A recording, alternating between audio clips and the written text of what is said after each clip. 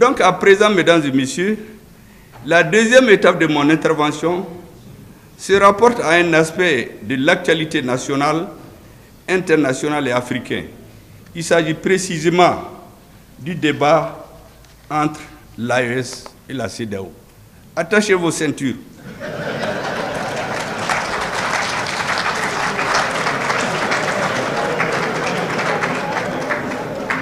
Jusqu'ici, nous étions en vol automatique.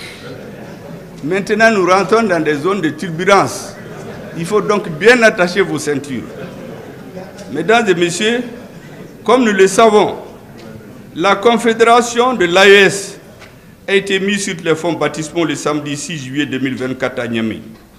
Et l'acte constitutif de la confédération a été paraphé par les éminents dirigeants de nos trois pays, le Burkina Faso, le Mali et le Niger, leur Excellence, le capitaine Ibrahim Traoré, le colonel Assimi Goïta, le général de brigade Abdraman Tchani. J'écoute tous les matins toutes les radios internationales. J'écoute les interventions des citoyens. Je lis la presse. Je vous assure que je me rends compte souvent que certains ne savent même pas de quoi ils parlent. Parce qu'il y a une campagne médiatique internationale de semer le trouble dans l'esprit des Africains, de l'AES, en disant « Mais oui, on est une seule famille, on est en train de sortir de la famille, anga ben, anga faranyonka, sinon on va se diviser. » Mais dans le monde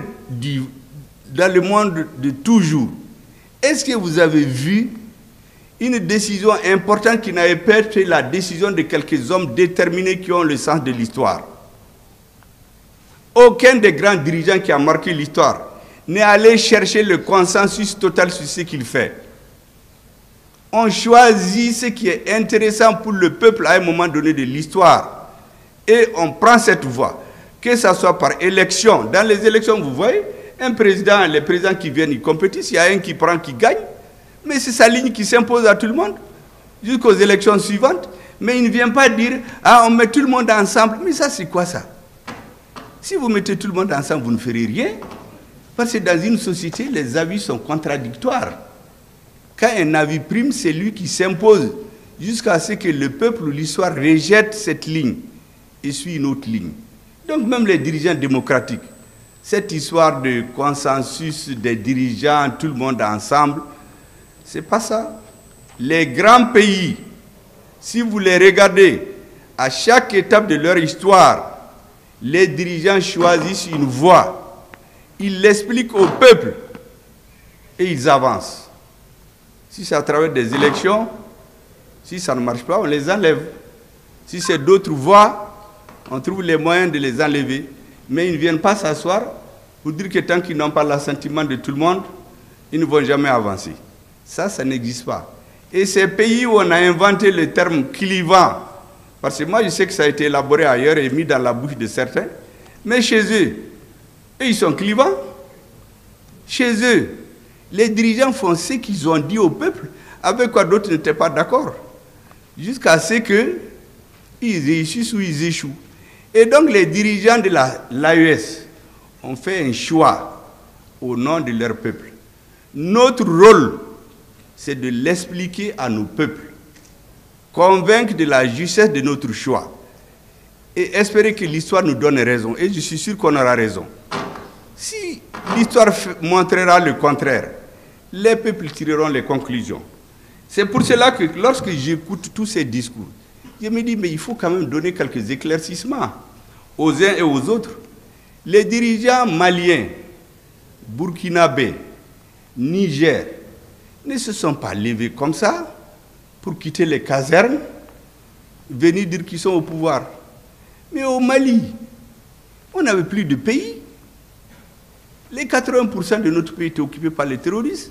Ce n'est que dans la capitale qu'on voyage, on fait des meetings, on fait des cravates, mais alors il n'y avait rien. Moi, depuis 2014, je ne peux pas aller dans mon village.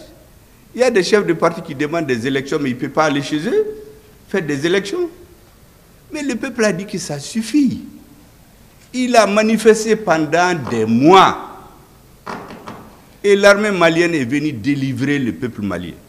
Donc les militaires maliens ne se sont pas levés, quitté le front et venir prendre le pouvoir. Ça, c'est le Mali. Au Burkina, c'est une autre réalité. Là-bas, le système démocratique marchait. On a fait les élections. Il y a un président qui est là, une assemblée, tout fonctionnait. Mais c'est l'insécurité encore. Les citoyens ne vivaient pas. Finalement, ils se sont révoltés. Donc, c'est le résultat d'une insurrection militaire qui a mis fin à ce qu'ils appellent le régime démocratique. Au Niger, c'est l'illustration la plus éclatante, où vous aviez un président qui dit à son armée, il ne faut pas vous battre, vous êtes trop faible, vos adversaires sont plus forts que vous. Mais en période de guerre, ça c'est intelligence avec l'ennemi. Ça c'était le Niger. On tuait les gens par milliers. On ne pouvait même pas manifester.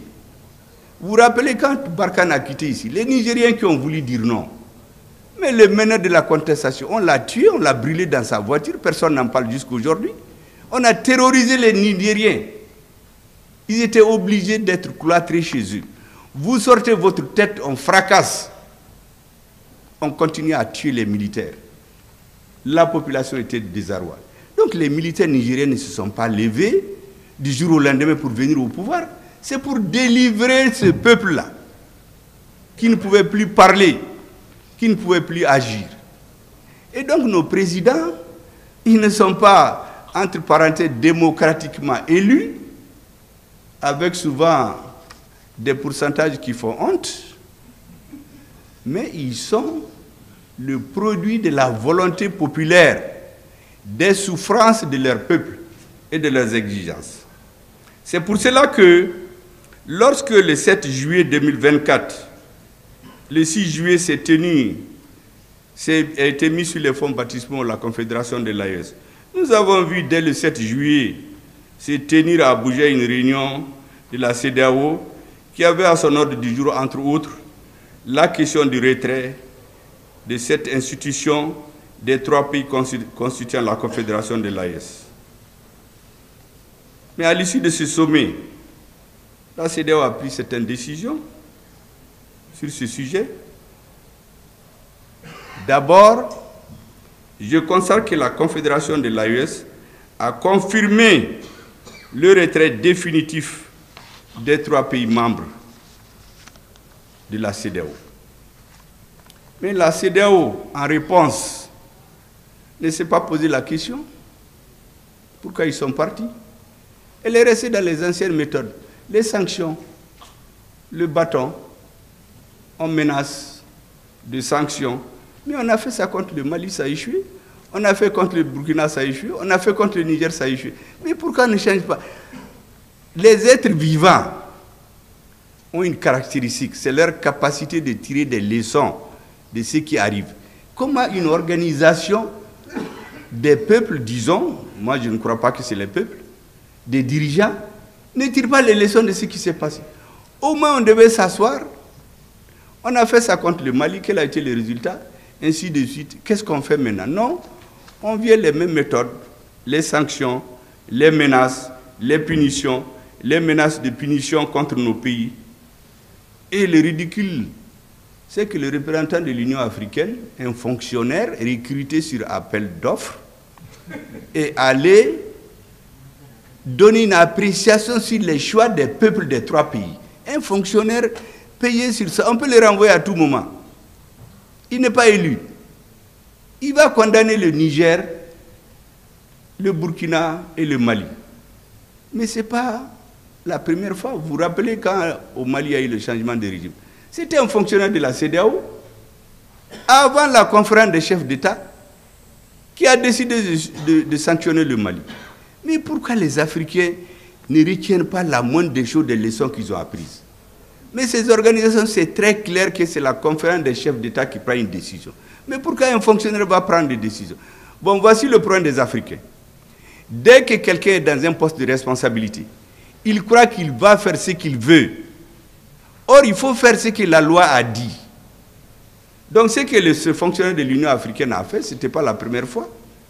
Heureusement, d'ailleurs, que le même jour, nos vaillants et brillants ministres des Affaires étrangères lui ont donné un coup de poing, au point qu'on n'en parle même plus, je ne sais même pas où est-ce qu'il est actuellement, parce qu'on a demandé à l'Union africaine carrément de tirer les leçons, parce que ce monsieur est venu se mêler de ce qui ne le concerne pas. Il a outrepassé ses missions. Il n'a pas comme mission d'aller donner une appréciation sur une décision politique d'un peuple souverain. Les gens ont l'impression d'oublier ça. Mesdames et messieurs, la Confédération de l'AES est le résultat d'un retrait simultané des 3 pays de la CEDEAO à travers la déclaration du 28 janvier 2024, qui est elle-même le produit d'une maturation. Parce qu'en réalité, cette déclaration fait suite à des preuves que nous avions que certains pays étaient instrumentalisés pour agresser le Niger, renverser le pouvoir établi, instituer des fantoches.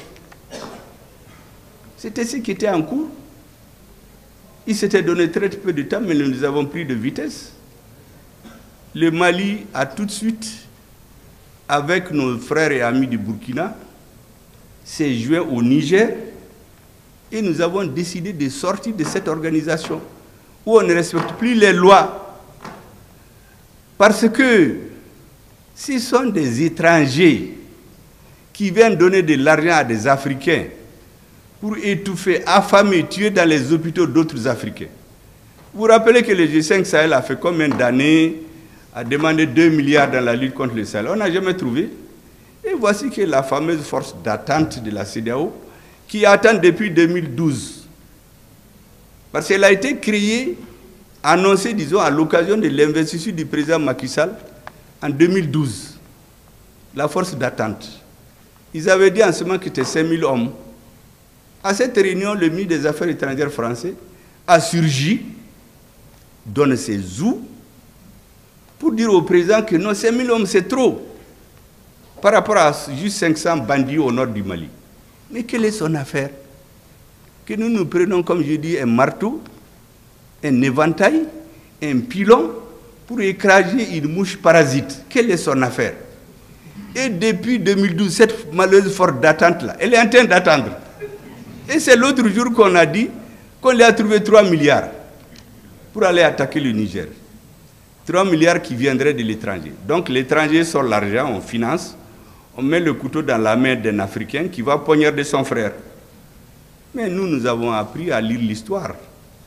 Parce que la différence entre l'homme et les autres êtres vivants, c'est qu'il tire les leçons, il analyse.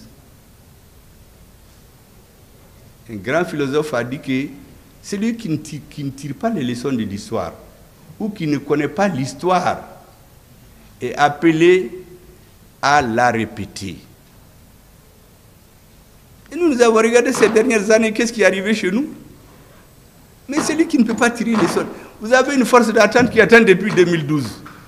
Et vous ne pouvez pas tirer les leçons, vous dire que cette force d'attente-là, elle ne vaut rien. Elle ne peut rien faire. Vous venez faire les bagabaga contre le Niger encore, que cette force d'attente va se lever et quelqu'un va vous donner 3 milliards. Mais nous avons dit très clairement à ceux qui étaient des va-t-en-guerre, nous les avons mis en garde. J'ai utilisé la boutade, ce n'est pas comme ça qu'on a parlé bien sûr, mais j'ai utilisé la boutade en disant que nous avons été très clairs. Celui qui touche à un cheveu du Niger, nous allons lui raser la tête. Parce qu'après le Niger, c'est le Burkina, après le Burkina, c'est le Mali. Nous savons ce qu'ils préparent. Ils font de la stratégie en faisant croire que c'est le Niger parce qu'ils les croient plus faibles. Comme tout le monde a peur du Mali, nous les avons tous chassés de chez nous. Donc ils veulent nous encercler. Et donc on s'est mis ensemble. On leur a dit que celui qui touche le Niger, il va voir. Et qu'est-ce qu'ils ont fait? Ils se sont tus. Cette force a continué à attendre. Jusqu'à présent, elle attend d'ailleurs. Et puis, un jour, le 30 juillet, ils se réunissent. qui est à force d'attente est prête. Ils vont venir tomber sur le Niger. Mais le 31, nous avons fait une déclaration commune pour être très clair. C'est là-bas qu'on a décidé que celui qui touche le Burkina cette fois-ci, le Niger cette fois-ci-là, il touche nos 3 pays. Les frères se sont donné la main pour faire face à l'adversité et à celui qui se laisse instrumentaliser par des forces étrangères. Parce que cette partie de l'histoire, on l'oublie. Les gens pensent que Assimi Goïta, Abdraman Tchani et Traoré se sont retrouvés au Niger, ils ont décidé qu'on sort. Mais il y a un processus. Donc le 30 juillet, ils ont décidé qu'ils vont tomber sur le Niger. Le 31 juillet, nous leur avons dit que si vous tombez sur le Niger, nous considérons que c'est un acte d'agression contre tous nos pays. Et déjà le 23 septembre, vous vous rappelez, à la tribune des Nations Unies, à la 78e session, lorsque le ministre des Affaires étrangères du Niger a été empêché de rentrer pour s'exprimer, le ministre des Affaires étrangères du Mali a pris les choses en charge et nous avons parlé au nom de nos 2 pays. Il a parlé brillamment au nom du Mali et du Niger.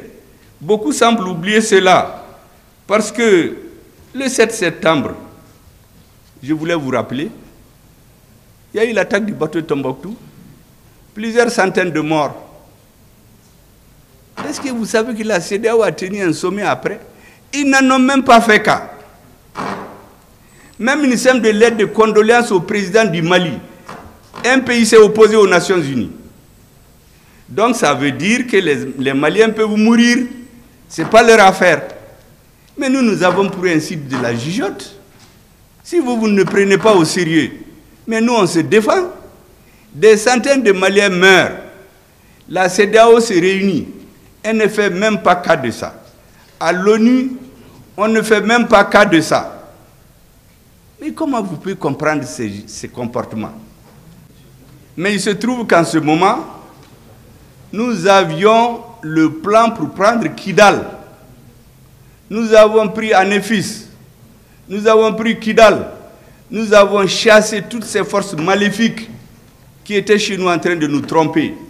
Takuba, G5 Sahel, Barkhane, MINUSMA, que sais-je encore, EUTM, ECAP, qui viennent former nos militaires, et on ne donne pas des balles aux militaires. Non, qu'ils ne donnent pas d'armes létales. Mais ce n'est pas les mêmes qui disent qu'ils vont donner des armes létales pour tomber sur le Niger. Ce n'est pas les mêmes qui envoient des instructeurs dans un pays européen de l'Est avec des armes létales. Mais les gens pensent que nous, on ne réfléchit pas. Mais on compare tous les jours que Dieu fait. Et on s'est rendu compte que notre destin doit être pris en main par nous-mêmes et nos peuples. Personne d'autre ne le fera.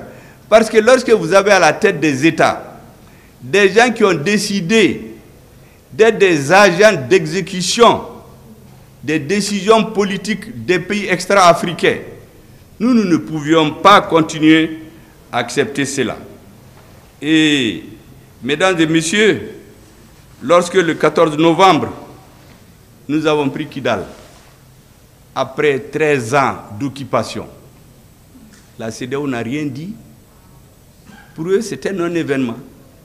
Et pourtant, depuis 13 ans, l'État malien a été obligé d'être chassé de Kidal. Et pourtant, quand ces forces arrivaient à Kidal, il nous avait dit, vous vous rappelez du fameux discours de François Hollande, la force Serval va au Mali pour premièrement détruire détruire le terrorisme. Deuxièmement, imposer l'autorité de l'État sur l'ensemble du territoire. Troisièmement, appliquer les résolutions des Nations Unies. Mais qu'est-ce que nous avons constaté? Depuis 2013, le terrorisme qui était confiné au nord du Mali a pris les 80% du Mali. Le terrorisme qui n'était pas au Burkina ou au Niger, où nous avions des présidents qui pensaient que c'est en se mettant au service d'autres contre le Mali que leur pouvoir va durer, s'est étendu dans ces pays. Le terrorisme est allé frapper à Grand Bassam. Le terrorisme, à partir de 2019, s'est installé au nord du Bénin et du Togo. Mais donc la première version, c'était du mensonge. Parce que vous savez, les Africains, le problème que les Européens ont utilisé les mentalités. Un Africain, ils ont deux comportements vis-à-vis de lui. il le caresse dans le sens du poil pour le flatter devant les gens, comme un gros bébé. Et quand ils sont seuls, on le menace pour qu'il accepte tout. C'est les deux méthodes qu'ils utilisent. Devant les caméras, c'est des amis, des accolades, mon frère et ami. Mais quand ils rentrent dans la salle, ils le menacent. Et finalement, ils ont toujours ce qu'ils veulent. Mais ça ne peut pas marcher avec nous. Nous n'avons pas besoin qu'on nous fasse des compliments. Nous voulons qu'on règle les problèmes. Et donc, pendant 10 ans, le tourisme s'est étendu.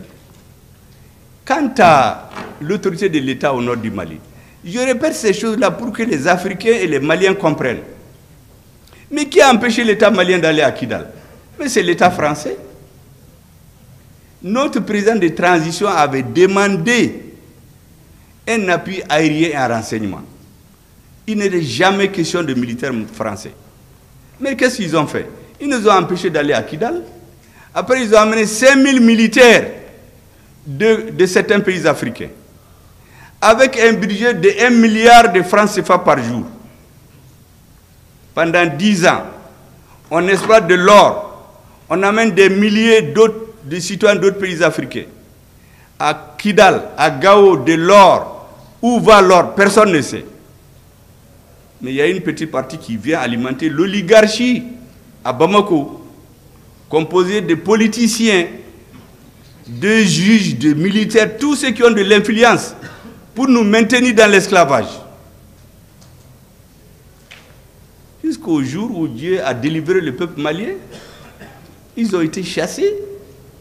Est-ce que vous savez qu'il y avait des gens qui ont 96 millions de francs CFA par jour, par mois disons, dans l'exploitation de l'or, ceux qui se sont mis à leur service? Ça, c'est la petite quantité qu'on donne à ces valets-là. Mais le reste va, on ne sait où. C'est pourquoi il y a des pays où on ne produit même pas de l'or, mais qui ont des milliers de tonnes d'or dans leur trésor. Mais nous, on lit tout ça. Aucune route, aucun puits pendant 10 ans au nord. Toutes les populations sont parties. Tous ceux qui peuvent faire les affaires économiques, les hommes d'affaires, assassinats ciblés, pour créer un vide. Et on dénigre les militaires. Moi, j'ai écouté des généraux se moquer de nos militaires. Ah, les militaires. Et puis, il y a des hommes politiques aussi qui les remboîtent le pas. Il y a des hommes politiques ici qui disent « Ah oui, au Mali, il n'y a pas de militaires. Ils ne sont bons que pour les défiler les coups d'État. Dès que tu tires, ils fuient. » Et j'entends des généraux dire là, non, non, non, même les véhicules qu'on leur donne, ils les vendent, ils enlèvent le moteur, ils enlèvent les pneus. Pour décourager les Maliens, pour amener chez eux, cultiver chez nous le rejet du militaire. Heureusement, comme je dis, notre peuple a été délivré. Notre armée nous a restitué notre dignité et notre honneur. Mais ce sont les mêmes militaires, les mêmes terroristes renforcés d'ailleurs. Pourquoi on a pris Anefis? Pourquoi on a pris Ber? Pourquoi on a pris Kidal? Parce qu'il y a une prise de conscience. Et c'est pour cela que vous aurez compris, moi depuis des mois, je fais ce qui nous est confié, parce que le président dit Beki Djoyora là. Nous on parle pour éveiller les consciences. Parce que un militaire, quand il tire une personne. Mais quand tu parles, c'est des milliers de personnes qui comprennent. C'est ce que nous sommes en train de faire. Décomplexer les Maliens, aimer leur armée, respecter les militaires, les sacraliser. C'est ce que nous sommes en train de faire. Et dans l'affaire de l'AES, on est en train de leur porter l'estocade de la contradiction. C'est eux qui ont créé les conditions du retrait des pays de l'AES. Et ils vont se réunir. Est-ce que vous imaginez cette CEDEAO? Les gens ne payent même pas leurs cotisations. C'est l'Union européenne qui paye leurs cotisations. Et c'est eux qui complètent leur budget. Vous imaginez dans le siège de la CEDEAO, il y a des militaires, des colonels et des officiers supérieurs européens qui ont des bureaux dans les bureaux de la CEDEAO pour manipuler. Vous avez vu le dernier sommet? C'est une ministre d'un autre pays qui vient.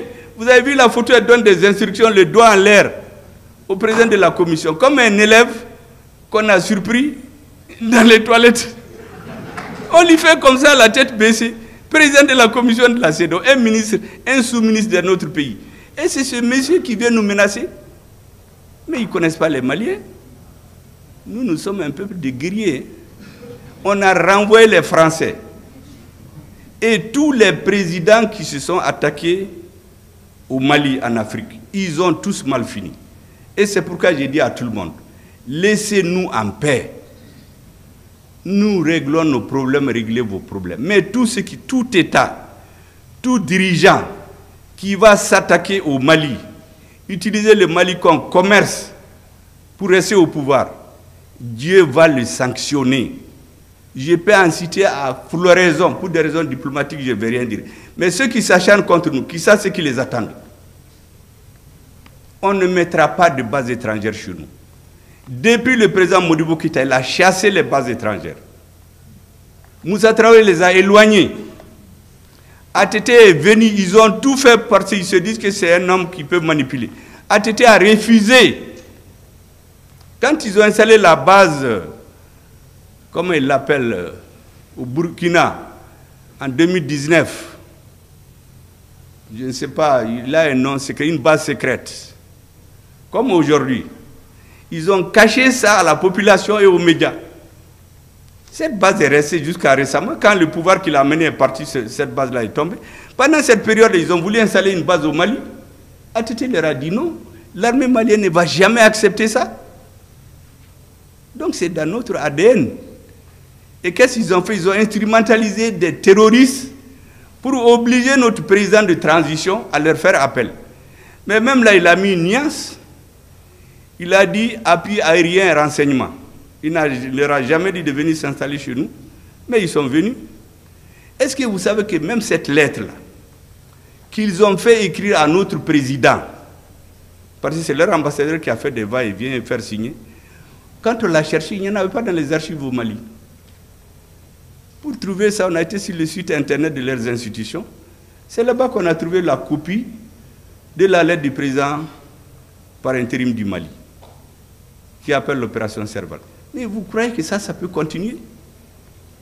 Le Mali, le Niger, le Burkina, nous avons décidé que nous n'allions plus continuer à faire comme le passé. Et c'est pour cela que vous avez vu l'AES, c'est des organes très légers. On n'a pas créé une bureaucratie, on va mettre des agents qu'on va corrompre. C'est de façon tournante. Il n'y a pas une structure où on va placer des sièges, faire des luttes pour placer des cousins, des parents, des affidés pour vendre l'Afrique. Mais chez eux là-bas, je vous ai dit qu'à la CEDEAO, mais est-ce que vous avez vu un sommet de l'Union européenne ou de ces pays où des Africains sont dans la salle? Mais ces gens-là, dans toutes les réunions, c'est des gens des autres pays qui sont dans la salle. On les manipule dans les couloirs. Les militaires qu'on envoie là-bas, on les manipule. En réalité, on dit que mais ils sont au service de ces pays.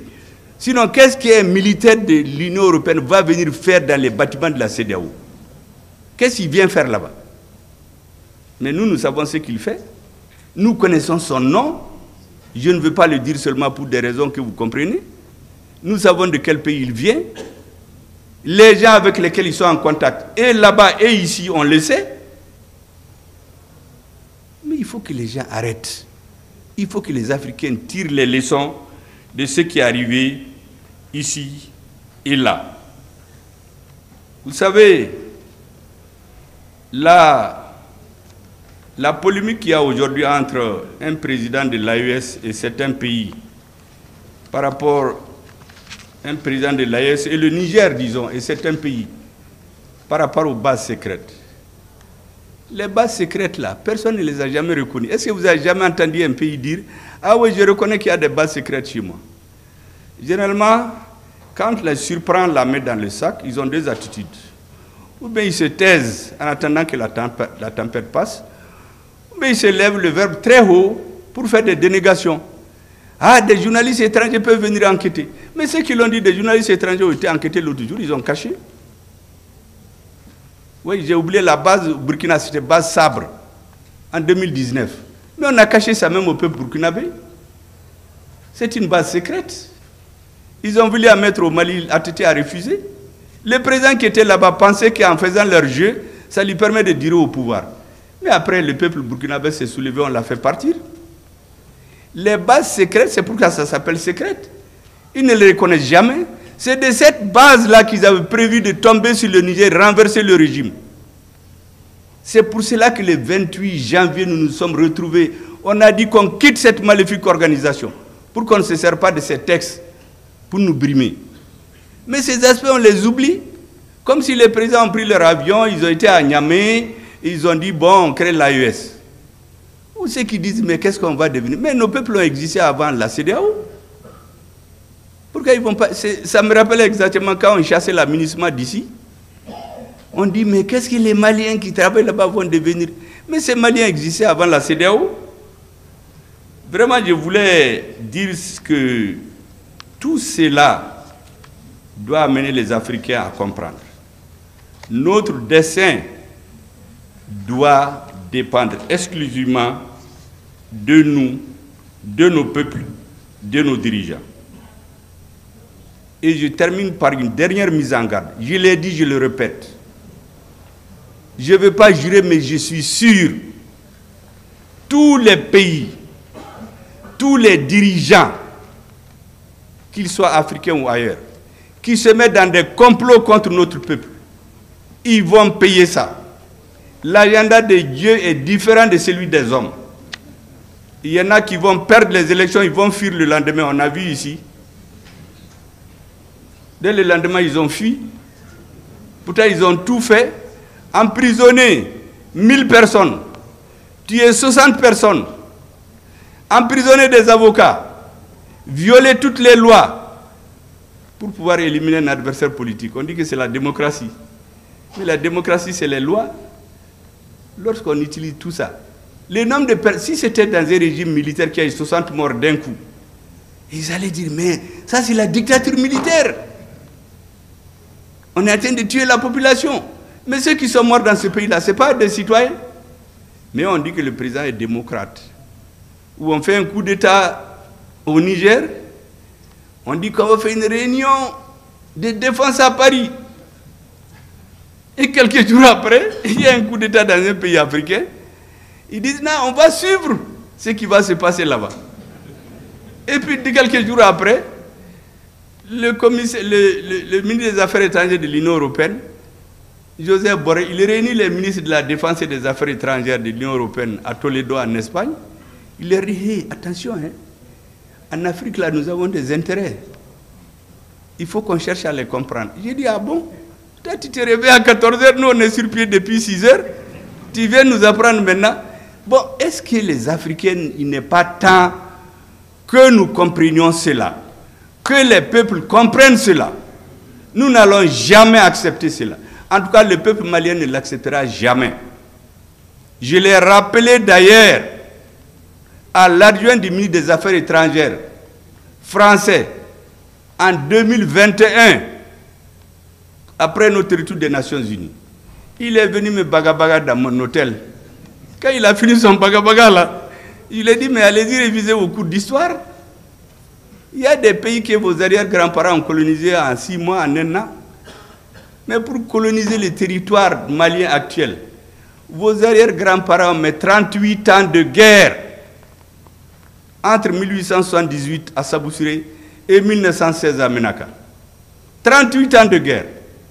Et pendant les 70 ans de la colonisation, quand ce n'est pas les Tamasheks, c'est les Soreilles, c'est les Peuls, c'est les Dogons, c'est les Mianka, les Bobos, les Senoufo, les Sarakole, ils n'ont jamais eu la paix.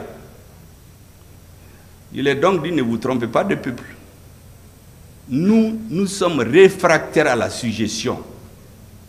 Deuxièmement, vous n'avez pas les dirigeants auxquels vous étiez habitués, que vous tapez dans l'épaule, vous les flattez devant les gens et puis vous allez les menacer dans les chambres. Nous, personne ne nous menace sauf Dieu et nos peuples. C'est deux seuls qu'on a peur. Assimi Goïta n'a pas besoin de vos visas. Il n'a pas de compte chez vous.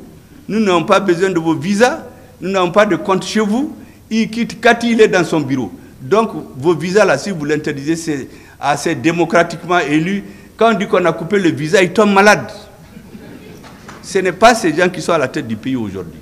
Donc, je lui ai dit d'aller réviser ces leçons d'histoire.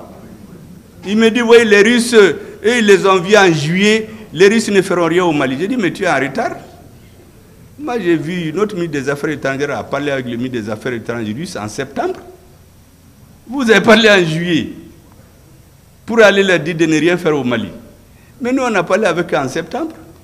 Ils disent qu'ils vont respecter tous leurs engagements. J'ai dit, donc, tu as donné son caduc, monsieur l'ambassadeur. Donc, vraiment, regagnez votre bureau et attendez un autre dirigeant pour le menacer. Ça, c'est fait le lendemain du 24 septembre. Et c'est ce que nos présidents continuent. Donc, il n'y a rien de nouveau sous le soleil. C'est un processus de conservation de la dignité de nos peuples qui a conduit à la création de l'AES. Ce n'est pas les caprices de 3 personnes seulement. C'est ailleurs qu'il y a les caprices. Parce que si on demande à ces peuples-là, les peuples ne vont jamais l'accepter.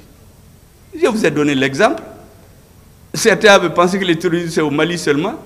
Ils ont voulu faire de leur pays une base arrière. C'était le Burkina en 2013-2014. Ils ne savaient pas que ça allait arriver chez eux. Au Niger, c'était la même chose. Le terrorisme est arrivé au nord du Bénin depuis 2019. Si les gens continuent à cacher ces bases pour attaquer les pays de l'AES, non seulement ça ne réussira pas, mais comme j'ai dit, en tout cas, tout pays qui va attaquer le Mali, je ne connais pas les autres, il va mal finir. Il faut donc nous laisser en paix. Que chacun fasse ce qu'il veut chez lui. Mais qu'on ne vienne pas se mêler de nos affaires intérieures. Vraiment, mesdames et messieurs, ce sont ces choses-là que je voulais expliquer pour que tout le monde entende et tout le monde comprenne. Moi, j'ai écrit depuis 2019 la faillite de l'État malien. Toutes les prises de position officielles dans les institutions françaises, au Sénat, à l'Assemblée, au gouvernement, des gens qui ont dit qu'il faut diviser le Mali. Je l'ai édité en 2019. Ils ont dit que je suis un subversif avec des bagabagas. C'est ce qu'ils font. Je vous ai dit, quand ils vous voient, ils vous menacent quand vous êtes deux. Quand il y a des gens, on vous caresse, vraiment, vous êtes un ami, un pays ami. Nous, ça ne marche pas chez nous. Hein. On regarde les faits. D'après Lénine, en russe, on dit « fakti ou priami ». Ça veut dire que les faits sont têtus. Il y a des gens qui les répètent, ils ne savent même pas de qui ça vient. Nous, on regarde les faits. Les compliments qu'on donne aux Africains, qu'on essaie de prendre comme des gros bébés, ça ne marche pas avec nous. Voici les messages, mesdames, messieurs, que je voulais vous délivrer et vous dire que les Maliens comptent sur vous. La réforme de la justice, en même temps que ce que l'armée est en train de faire. Parce que les militaires ont accompli près de 80% de leur travail. Hein. Mais le reste de la société, on est en train de commencer. Hein. Vous avez vu, les États généraux n'ont pas fini de se tenir. Le peuple attend tout de vous. Parce que la force et la justice, c'est ce qui va faire une société. Dans un pays, les citoyens doivent avoir peur de la force de l'État et avoir honte des sanctions de la justice. Sur ce, mesdames et messieurs, je déclare solennellement ouverte la cérémonie des États généraux du notariat du Mali. Merci bien, Dieu vous bénisse.